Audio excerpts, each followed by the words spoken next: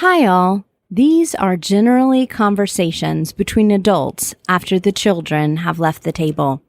The language can be spicy and the subjects can get saucy. So if you're ready, this is the Southern Fork.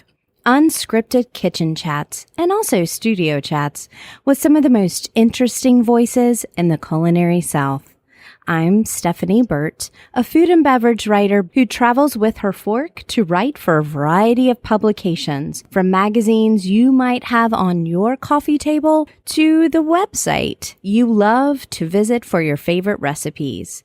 And I'm inviting you to come behind the scenes with me to get to know the people who make this Southern culinary landscape so special. I'm always hungry for the next bite, thirsty for that next sip, and ready for the next conversation.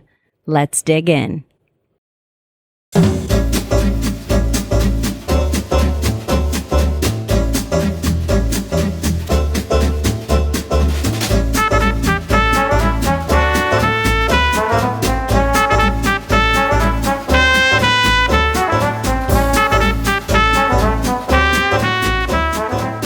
The Southern Fork is presented by Townsend Automotive in Tuscaloosa, Alabama. Well, it's beach season, shrimp season, farm stand season, and ice cream season, and so you know what that means. It's road trip season. I'm out on the road sharing good eats and drinks and introducing you to the people behind them. So if you're inspired to get out here too, but your vehicle is less than inspiring, please consider purchasing your next road trip ride from Townsend Automotive.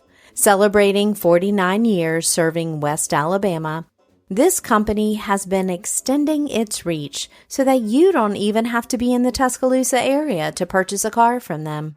Nationwide vehicle delivery service is available for Southern Fork listeners, and it's something that makes buying just the right new or certified pre-owned vehicle even easier.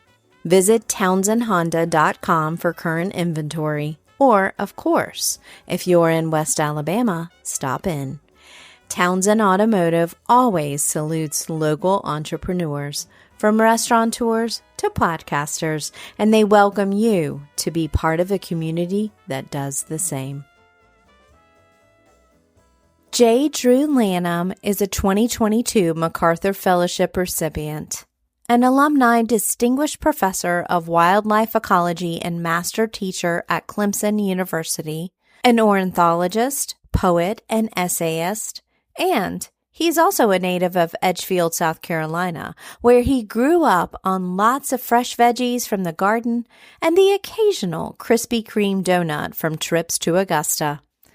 I first encountered him, like many of you will today, on a podcast, the This Is Love show with Phoebe Judge, to be exact, and his joyful and accurate rendition of birdcalls sustained me through that dark spring of 2020 when the world was shut down and reeling. Since his work resonates with me so much, I invited him to chat about food, and when he accepted, he decided to read 2 never-before-released poems on the subject. We dive deep into barbecue and South Carolina foodways here as he invites us to consider the intersection of race, history, identity, and the very nature of language, to name a thing, be it a pig or a person. So for some reason I had food on my mind, and on my phone this article popped up about barbecue. Mm-hmm. It was early for barbecue, but I was hungry. Right. and it was about this man from Edgefield named Eugene Pickens. I'd never heard of Eugene Pickens. Right. But this whole article was about Eugene Pickens's barbecue in Edgefield. I mean, if you're a South Carolinian, if you're a Southerner, you think a lot about barbecue. Yes, I think probably more than the average bear about barbecue, because that's part of my job. Actually, my podcast last week was with Dr. Howard Conyers about barbecue. Wow. Yes. Wow. Okay, so we're in the right place then. We're in the right place.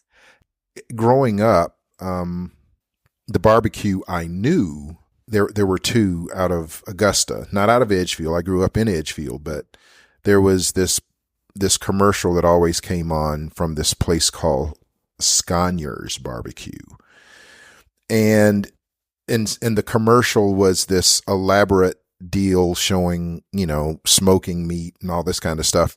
But then Dixie was being sung low and slow in the background like the meat was. Oh, maybe akin a little bit to Bessinger's. Right. Here in Columbia, South Carolina. Well, that's the next link. Okay. Piggy Park. Piggy Park, that's right. So so in Augusta, my parents they never got barbecue from Sconyers. They always got barbecue from this little hole in the wall place in North Augusta called Edmonds. And this little hole in the wall place, what they would get is like maybe a half pound of chopped pork, occasionally hash, but the hash came from different places. The hash came mostly from somebody's house, and I never got to see how the hash was made. The hash just showed up and you put it over rice and you ate it. And it's a whole other episode. So anyway, I'm in the airport and here's this article about this Edgefield guy, this black man who was famous for smoking pigs. And as I'm wont to do when I am in airports waiting on flights, I wrote, because I read this piece and I said, barbecue is really a political thing. I've always told anybody not from here, I've said South Carolina is at least 2 states based upon barbecue. And until recently, if you're a purist, you could not get good barbecue above the fall line. Right. You couldn't. Right? No. You just could not. Right. And I'm a North Carolina girl. So I'm a Lexington barbecue person. But as I became an adult, I became more of an Eastern North Carolina thing. But I love barbecue. So I actually like most styles of barbecue. Well, see, I'm the same. And between us, what happens sometimes is that I will mix sauces. Oh my goodness. I know, it's like I should probably delete that out. It's pork miscegenation is what it is.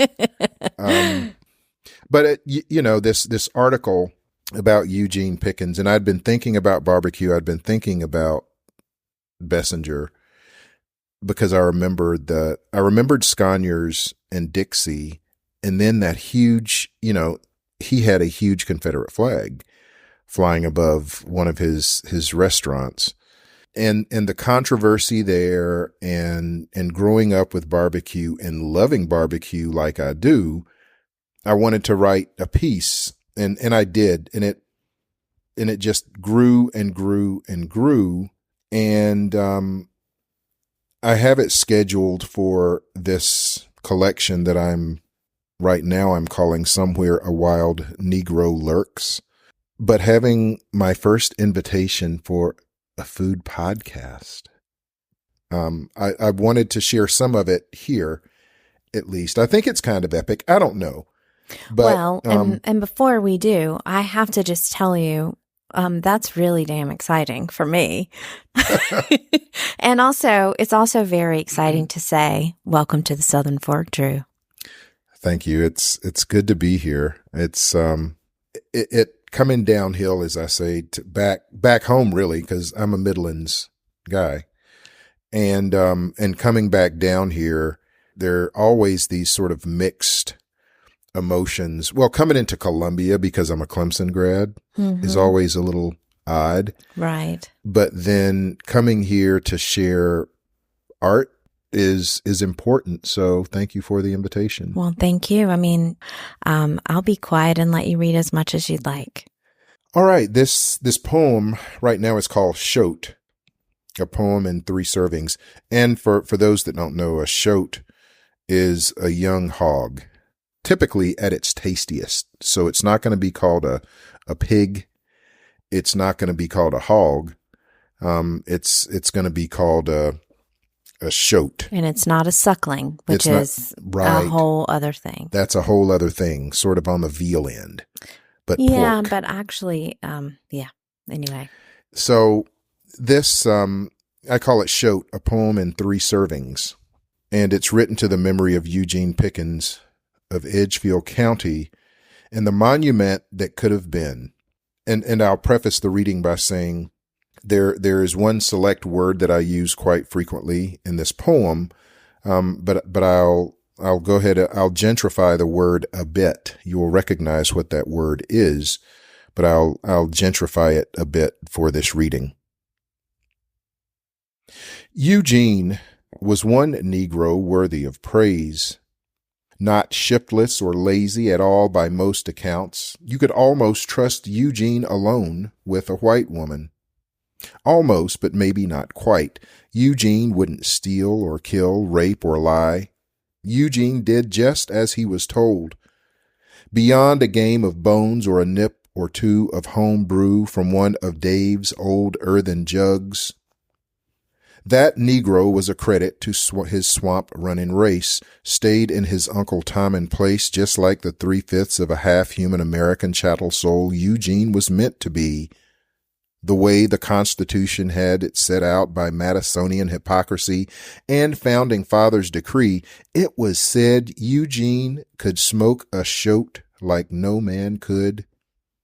Black or white, free or just off the auction block sold, that Eugene was a magician of the ashen coal and could craft poetry in pig. Crispy skinned, moist and juicy, slobber inducing within. With Eugene, it was all about patience. Hickory dry and split so it burned long, hot and slow. The goodness that came off the Edgefield Negro's spit was better than anywhere to be found. When the hog killing time came, when the frost was lying cold in the cotton furrows and the planting for the year was done, Eugene had his practiced eye on a half-yearling pig, didn't want a bow hog with tainted meat, better to choose a tender young castrated swine. An 80-pounder, manhood tamed down to tolerable and just big enough to feed a meat-hungry crowd. He'd roasted in a pit dug in the blood-red Piedmont clay for hours till it fell from the bone. Folks would come from miles around. Trenton, Johnston, the Lanhams from over in Collier's even heard about the pig-smoking Negro's renown. Rumor had it that none other than old Pitchfork Ben wanted a taste of the shoulder Eugene lovingly basted. He'd overlook the God-given inferiorities that made the Negro born of a lesser race, and all why covet just one sin, along with the hate, he'd add gluttony to his gubernatorial list. Of course, I wouldn't blame Ben for the sin of pork lust. It's said the way to a man's heart is through his stomach. I ain't no Eugene, but my big Negroid thickened lips sure do love a good helping of pulled pork. I'll bet if he was alive, he'd cook me some too. I'm Edgefield born and bear some of that same enslaved genome. We're probably cousins. 23andMe could do the split test. Tell me right now. A family reunion with the ghost of prejudice past come full circle home. Cousin Jean and me watching over a fat, greasy Poland china or hairy red duroc on the sizzling grate. Side of cornmeal hoe cake cooking off to the side, maybe some butter beans and fatback boiling hot. Where is my plate? Barbecue to some is an addiction. Like drugs, sex, or booze, you'd like to have way more of it than is healthy or wise. Too much tends towards abuse, and so 3 days is all the grill god's grace. Thursday, Friday, and Saturday are the only days to worship barbecue. Any other time is gustatory heresy, punishable by fines of obesity, indigestion and type 2 diabetes, strokes that contort the body and slur speech, and hearts exploding like chest bombs. Porky's karmic roadside IUDs. Born from the grease mainlined like sludge into the coronaries is often the common fate. unlike too many of my fellow pig meat swilling Southerners, high cholesterol and MRIs mostly don't mind race. But damn, that Eugene and all the other pig-smoking coons who made the shit so irresistibly good. What's a modern-day hyphenated man of African descent to do? The question hanging like a lynched Negro pulled from the cell is the sauce. Down here, there's God, guns, and the meat-slathering juice you choose. The deliberation is taken seriously and runs from mild to hot, like the mobs claiming justice before judge or jury speaks. It all comes down to greed. Vinegar pepper in the PD lies thin and has a tangy hot bite. It flows wild and free like the Waccamaw, draining over platterscapes of white rice, dammed up by a dollop of hoghead hash. Ketchup in the Carolina upcountry gushes, rushes in red torrents like condiment rapids over chopped Boston butt, given to application extremes by unsophisticated palates, too excited to taste the subtleties of carefully nurtured wood smoke, persistent fire and time. The over-anxious massages the plastic bottle too hard, and out it comes. Obscene spurts oozing orgasmically to ejaculate on buns piled high. It is premature mastication and ruins more pig than gives good taste. The ultimate porcine sacrifice, in my honest opinion, demands more than a drowning in tomato paste. And then there's mustard from the Midlands. The land where the old dunes called sandhills remember ancient seas, where red-cockaded woodpeckers live high in tall pines, and gopher tortoises call holes in the droughty ground home. The preferred condiment here sits on pecan smoked pork, yellow as autumn roadside sunflowers burnished gold before the first freeze comes. It's a decent mixture of sweet sour and some hefty tang for the tongue. A miscegenated mixture of in-between tastes. Only problem is when a dead would-be grand dragon like Mo Bessinger claims the recipe and pawns it under a Confederate battle flag telling me I should be happy for slavery. Sing hallelujah for bondage and chains. Mo's Piggy Park place denied service to coloreds. He claimed that the privilege of race mixing, intolerance, was a right belonging to the states. My appetite disappears at the thought of such. Even with Maurice Bessinger dead and gone, his ghost palls my palate. Fuck hungry or a craving of the white-hooded God you worship. It's the only choice then. It's over. I'm done. But not Eugene. He was a good Negro. That's what the Edgefield Advertiser newspaper said. They took up good white print space with black letters way back when. What more could a Negro ask than praise after death by the people who stomped on full free being? He didn't make trouble by trying to be any more than he was, free from chains but still shuffling and bowing to massa Jim Crow. Eugene didn't really want to be a Negro. He aspired to a higher plane and dreamed of one day being more.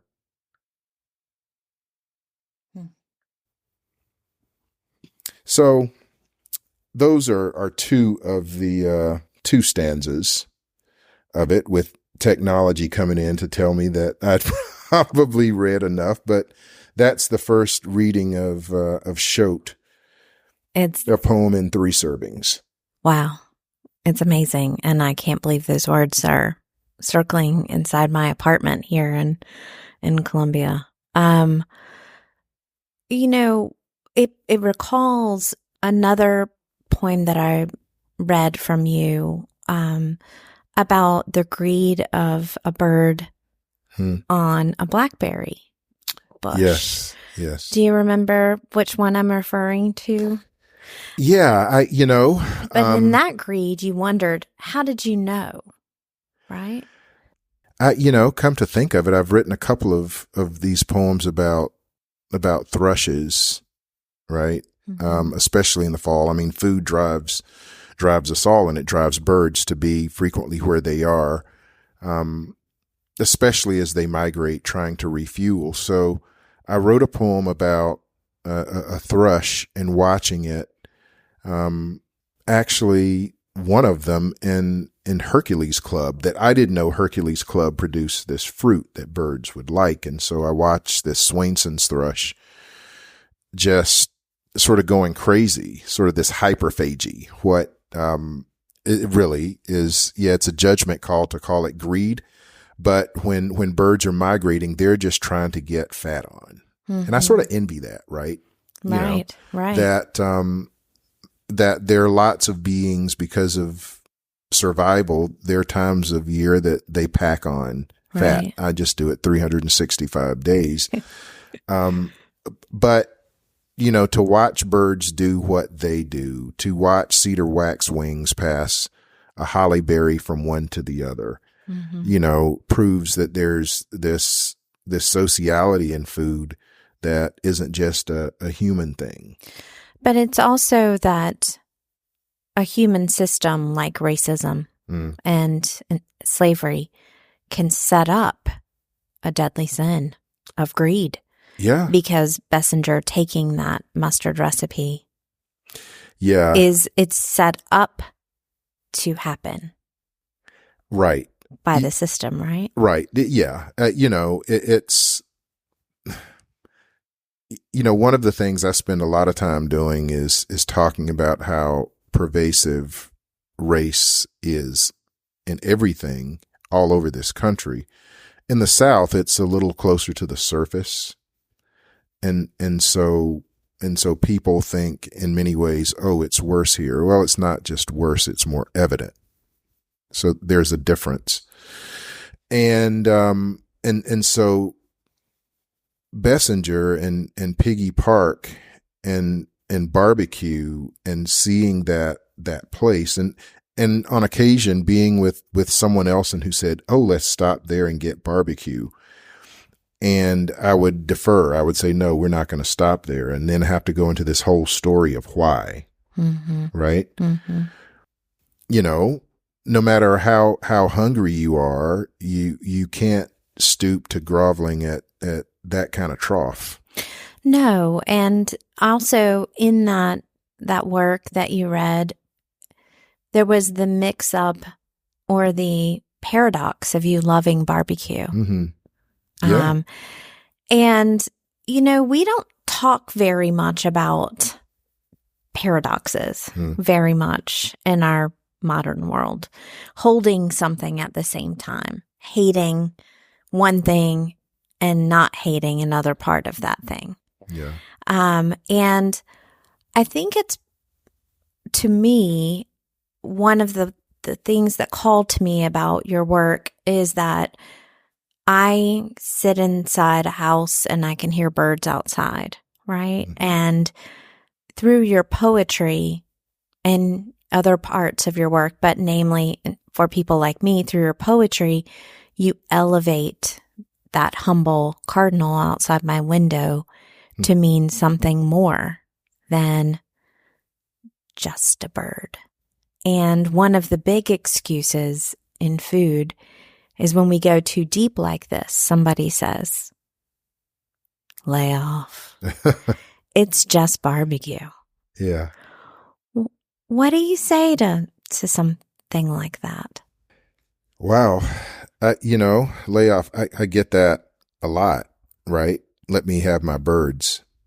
Yeah, it's just barbecue.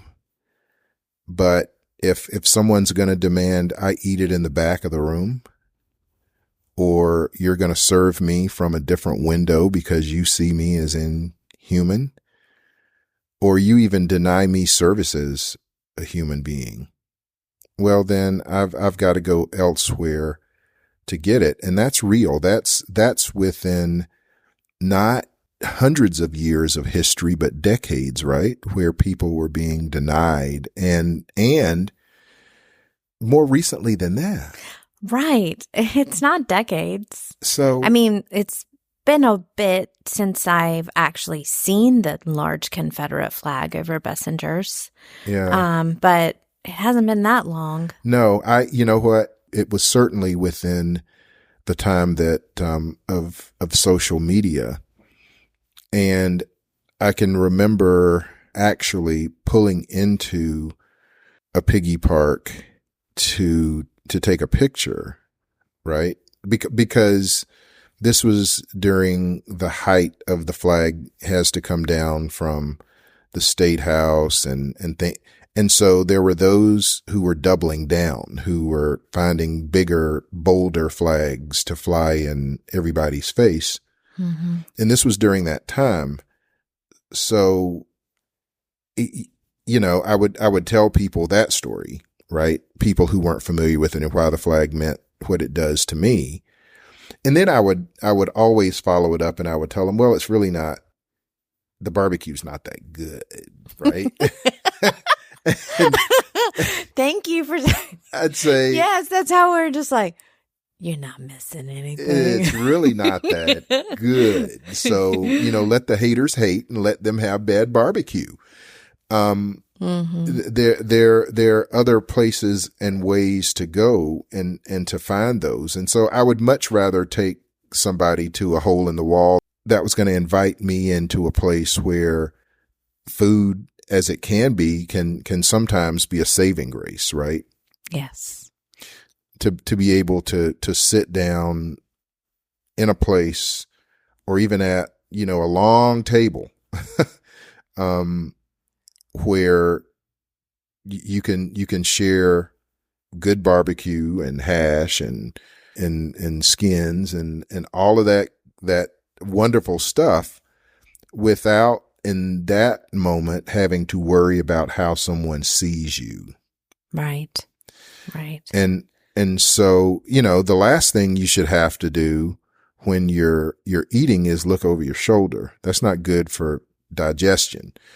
So in that way, I think about sort of this link. You brought up the birds and birds are sort of always in this space of having to take as much as they can while they can, mm-hmm. because there's something after them or there's this urgency. Or they're going to be away from the source of food for a long time. Yeah, right. Because they're flying thousands and thousands of miles. Thousands and thousands of miles. And in that process, they can become food for something else. Mm-hmm. So, food is obviously urgent for all of us. But if there is the opportunity in our human space to not be so urgent and to be able to eat in peace, it strikes me how long that place survived. Right. And how many people either didn't care or didn't know. And ignorance for them was some sort of, Bessinger bliss. But well, it's still surviving. Yeah, that's right. It is still around. here. Yeah. And the patriarch is not here any longer. Yeah. Because I saw one down actually, I think I was in West Ashley. Mm-hmm. I saw one. That's a whole different sanction coming from the Charleston area. That's a cousin. We can't even get into. It's not the same. So that's legacy. It's a very mixed up legacy. Kathleen Purvis wrote a really great piece. I'll send it to you. And I'll also link for Southern Fork listeners who want to read this piece about Bessinger. Kathleen wrote a really great piece a few years ago. But, I'm a poet too. And I'd say a couple things. I don't even want to actually say that in front of you, but I had to preface this question. But I always said, no, I want to be a writer. So I want to be poor. And then I was like, wait. I want to be like the one that nobody reads. So I'm going to be a poet. Right. And I taught poetry a year or two at Belmont Abbey College back in the day. And, it was really hard to get the students to understand that poetry is for when all the other things break down, when all the other forms of storytelling break down. When you mix nature with that kind of power of storytelling, and then you also mix food, which is nurture, into that kind of storytelling, how do you feel that helps translate a kind of meaning that you can't put into another spot. Like you can't just lecture on that. No, for me, poetry has always been sort of the first reaction. And to me, it's elemental. I don't think in long form essay. I don't think in books. I think it's elemental. I just want to sit with that for a second. That is exactly what it is. Yes. I mean, it's, maybe it's a word or two or six, but it's some line that maybe someone else has written something, but mostly is something, it's worthy of words, but it evokes these feelings that then you have to, the words maybe come to you, or maybe you have to do some searching, some mining for them. It's where everything starts for me. Mm-hmm. But it's always interesting how many people are sort of in denial of the importance of poetry. And so then, we can sort of slide into this thing and we can talk about, well, your poetics. And then people are a little freaked out by that because they think you're trying to pull them somewhere they don't want to go. But I think in that sense that poetry has the power to do that. Mm-hmm. It has the power to hit in ways, especially now in sort of these days of shorter attention span, that really, as people, sit around thinking about, how they're going to get their entire day or this moment into 280 characters, maybe a picture or a hashtag or some line that's memorable, they're really close. Right. They really are. And that elemental nature that you're talking about, that's an elemental space of language. Mm-hmm. Food is also elemental. Absolutely. And nature is elemental.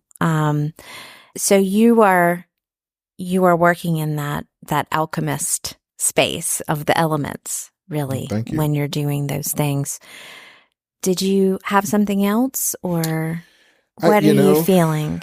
I'm doing well. I was sort of looking for a piece, and I spend a lot of time thinking sort of about, first person data is how a lot of my writing comes about. I mean, so I'm writing from a first person perspective, which to me is the data that I know best.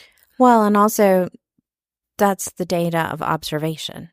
Yeah. And of mindfulness. And as a scientist, you're using first person data as well. Yeah, that's, so again, maybe that is part of the alchemy, right? And bringing these things together in some pot. So this is, I wrote this because I was thinking about sundown towns, those places that would say, be out of town, you people be out of town by sundown. And I just want to share, as somebody growing up in the 70s and 80s in Charlotte, North Carolina, I did not know this term. Yeah. As a white girl, I never heard the term sundown town until, I moved around in the world and somebody said it one day, oh, that's a sundown town. And I was like, I got to go look that up. I have no idea, but the experience of even that term is different. It almost sounds romantic, right? Yes. Oh, sundown town. Let's go there and watch the sunset. Yeah. No. For those who don't know, these were towns north, south, east, and west that sometimes formally had laws that black folks, sometimes brown, sometimes indigenous people, had to be out of town by sundown, right? So I think about those places because my mother and father would tell stories about driving west to go to school and not being comfortable until they got to sort of a certain place, kind of, sort of. Mm-hmm. And that's Isabel Wilkerson does a great job of that. Mm-hmm. And yes, in one of her sections of The Warmth of Other Suns. Yes. So it's a great place to read about it. And people have heard of the Green Book. Yes, they have. Yes. So they know about that. So this piece, and I should probably again be a better scholar and note why these things come about, but this is called Counting Doubts and Could Be Racist Calculus at a Meeting 3. Do you remember that time when we were waiting? Too long. As long as everyone else? Longer. They said the food there was damn good, slap your mama good, bone sucking good, good enough to make seconds feel like first good. Such a quirky, cool little off-the-beaten-track dive. People lined up like Jesus himself was serving the special of the day. Which is, I'm glad we're here. You? Yeah, I thought so. What are you gonna have? Just calm down, you said, with that roll of your eyes and sneaky smirk, wrinkled smile. We'll make the choice once we're inside. The line was so long, but we talked about stuff, missing Barack, worshiping Michelle's everything, laughing about the way our rival football team sucked. We even whispered about why the police like to pick on us. Motherfuckers. We both agreed, cursed the blue line and Black Lives Matter harmony, and just before we could dive deeper into why it was so easy to kill us without cause like dogs in the street, and how Confederate battle flags and don't tread on me flags and those red MAGA caps all meant the same thing, an Old Dominion twang sharpened voice saved the evening from one of my Negro hand-wringing angsts. Finally, they called your name. Patrice, party of two, come on in. We strolled forward to the front of the line. They seated us and even smiled, said y'all with a true Appalachian drawl, and even dropped a sweetie pie in the mix just to make us feel at home.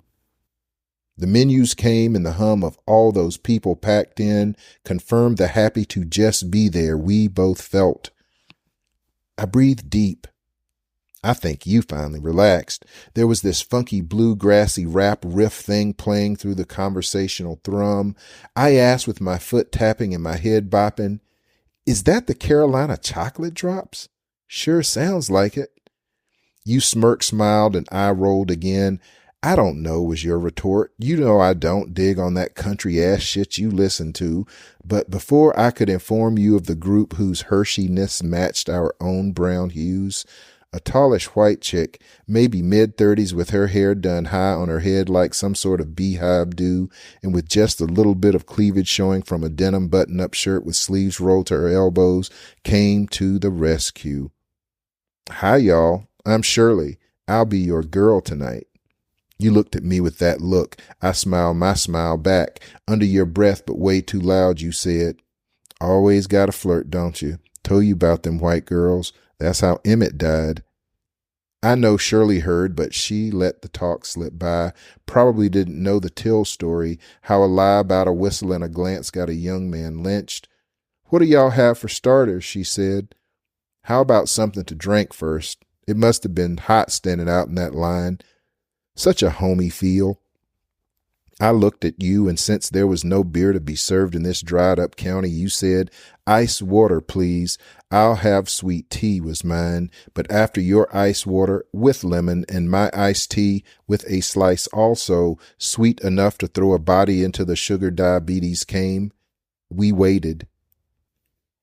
It didn't seem like such a long time, so we talked about how nice everyone seemed, even though we hadn't been one, but the only colored face there. I brought up how this was too artsy a place for racists, too many craft breweries for hate. Do neo-Nazis drink IPAs? So, it's kind of epic. It goes on and on and on about this, this half-fictional, place, right? Somewhere in Virginia, of finding this place that everybody wanted to go to. I don't know. It could have been recommended. It could have been online. It could have been just some place that you tripped across, but it was popular and you wanted to be there. Mm-hmm. You wanted to be part of the club. You wanted to be part of the club, but then you get there and you wait and you wait and you see other people getting served and you begin to get this feeling and you begin to hear people sort of say things and you begin to see things. And so it's kind of like the bird, right? that's got to keep its head on a swivel as it's eating that berry. Right. It's not a peaceful way to eat. It's not a peaceful way to eat. And so if you've ever been in that kind of space, right, where somebody said, oh, let's go here or let's go there. And you begin to feel like it's not just all about the food, and it never really quite sits with you. So, it's, yeah. And I think that that's the elephant in the room in this podcast, not just this episode, this whole podcast that I do, is it's never just about the food. And that food is, and I've said it, an easy way in to hard discussions. You're using food to get into the discussion of race, but as you're saying first person data, the narrator is firmly set in both of these poems, and there's an uncomfortableness about dealing with race in the midst of food. Yeah. Like, what do you do? Do you stand up and say, hey, what's up? Or then you having the responsibility as a Black man having to explain why not to go to Bessinger's. So there's that uncomfortable thing of like, am I going to do this or am I just going to skip it? Or there's a lot of unquestioned responsibility on those narrators. Responsibility. Yeah, that's a great way to put it. But I think also just sort of this being off balance, right? To live your life on a balance beam, and that balance beam, sometimes it's precariously narrow. It's more razor than balance beam. And so, yeah, you got to eat, right? But you might have to eat somewhere else, or maybe you have to eat in a hurry, or maybe you have to eat with things on your mind that you don't want to have on your mind. I think about growing up and we didn't eat out a lot. I mean, as a matter of fact, we probably, I can't remember maybe my parents taking us to like Shoney's once. Mm-hmm. Edgefield didn't have a really big dining scene. No, Edgefield didn't have the scene, but we were close to Augusta, right? So there, there's the big city. We used to call that town. Mm-hmm. That was called going to town. Over the border. Right, over the border. But we would sometimes ask when we were driving from school or wherever, and one of us, my sister normally would be designated to poke on the other side of the seat and ask my mother to ask my father if we could stop to get something to eat. And there were only a few places that he would stop, right? And sometimes now, all those years hence, I wonder what was in his memory about where he could stop, where he couldn't stop, or where formally he couldn't stop, but still had the memory, right? Still had that aftertaste of hate. Yeah, using that term, aftertaste of hate. And you never lose it. Right. It's like somebody, well, and this happened, somebody like showed up at a tailgate with a bottle of Bessinger. Right. Well, what do I do with that? Yeah. What I did with it is I threw it in the trash. I didn't take the time for the lecture or anything like that, because here's somebody, so a gesture. It is such a genteel gesture, for the most part, for somebody to bring food. Right. I was taught it's what you do. It's what you do. You don't go to somebody's house, their event, you don't go empty-handed. Mm-hmm. And so here was somebody not coming empty-handed, but they came with a handful of hate that I needed to dispose of. They didn't know it. So, these decisions are sort of all around us. And now, being sort of on the edges of things like, discussions that I have with my friends about grits or polenta, or what is authentic, pork belly, right? All that. Mm-hmm.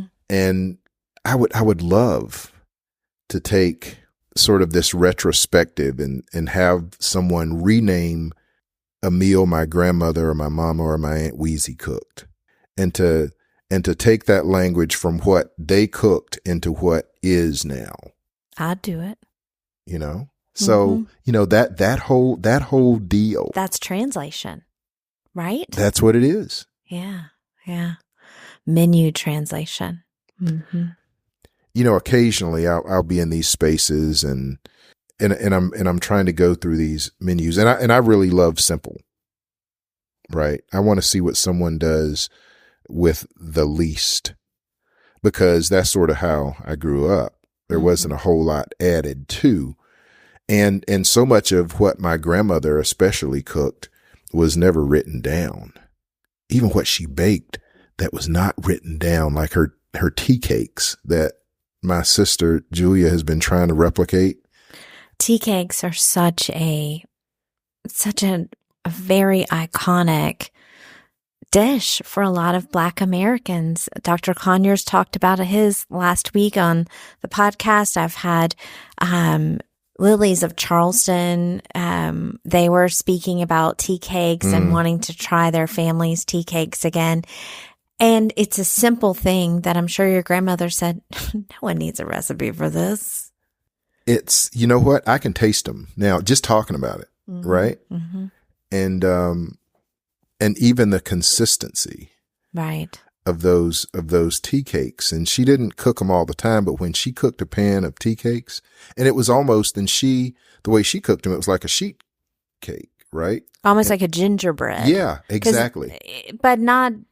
And here were these things. And right? you know, that's not a palate that a lot of American children love. Oh God. I see. Growing up, for us, it was never gingerbread. It was always molasses bread, right? Molasses bread. A little funky. Tea cakes. And, of course, pound cake that was dripping. You know, potato pie, apple pie, blackberry cobbler, peach cobbler. In Edgefield, you were going to have peach cobbler. That's right. It's deep.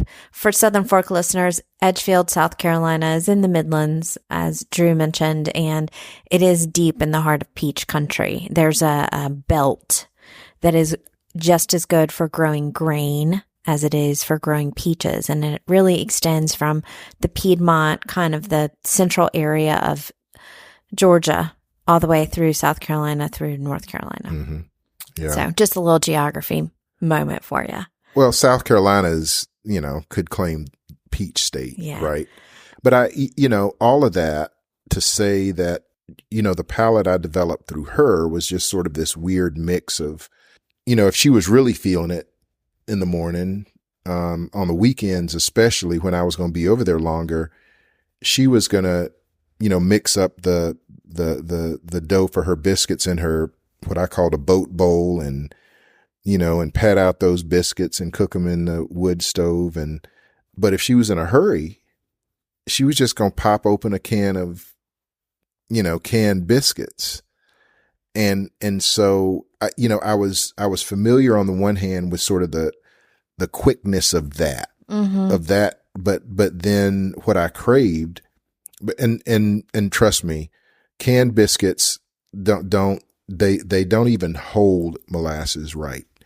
You know, they don't have enough surface. They don't have enough cracks. surface, right? Because you got to be able to crack that biscuit it's open. way too smooth. It's just a whole nother animal. It's like, you know, a llama versus what is the other one? Alpaca. Yes. They kind of look like they're in the same family, but they're completely different animals. Different things. No, don't give me a canned biscuit. But you can make canned biscuit donuts. You see. Did you do those? No. You know what?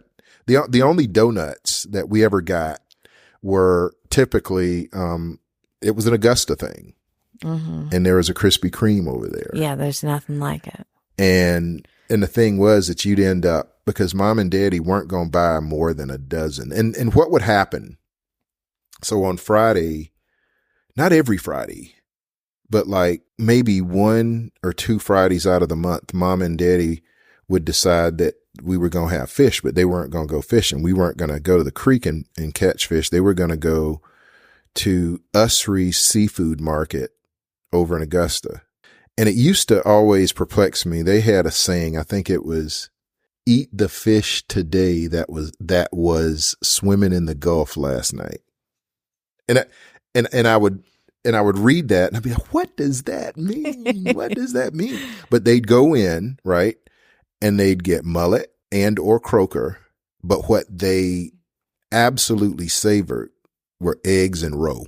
Oh, yes. Yes. And so, and I never developed the same taste for eggs and roe that mom and daddy did, but they would get, and everything was, of course, wrapped in this newspaper. And we get home on Friday night, you know, mama might make coleslaw with it. But on the way home, if we were lucky, you know, driving past the doughnut factory, driving past the Krispy Kreme, the sign would be on. And if that sign was on and daddy turned around to, oh man, the worst thing though was having to share those freaking donuts with everybody else in the car. Well, also if you eat them hot, they really don't land anywhere. But if you eat them cold, they're rocks in your stomach. But if you eat them, they're just little clouds that just go away.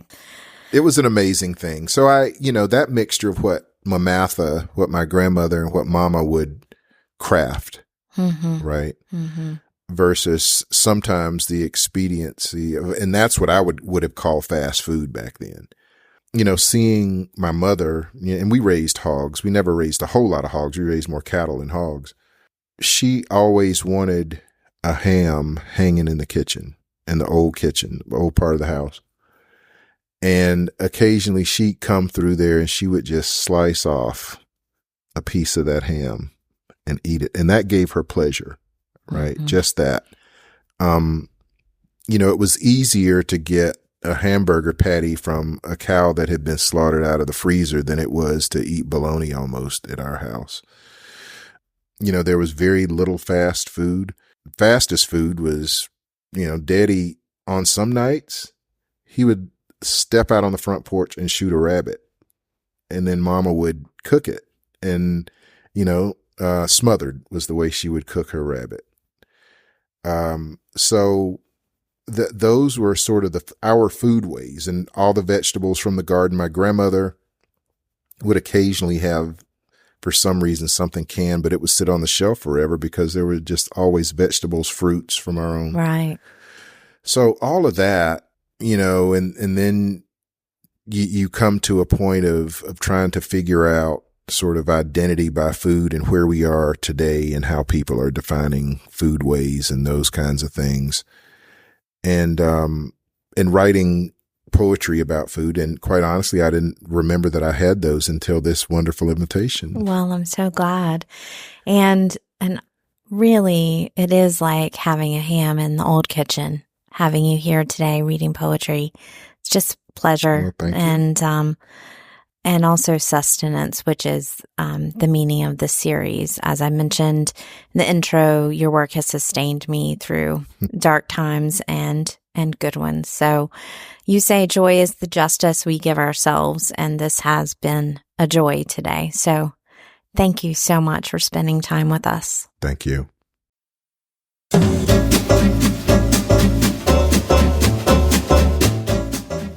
You've been listening to The Southern Fork. I can't wait to bring you more culinary conversations, but in the meantime, I have one question.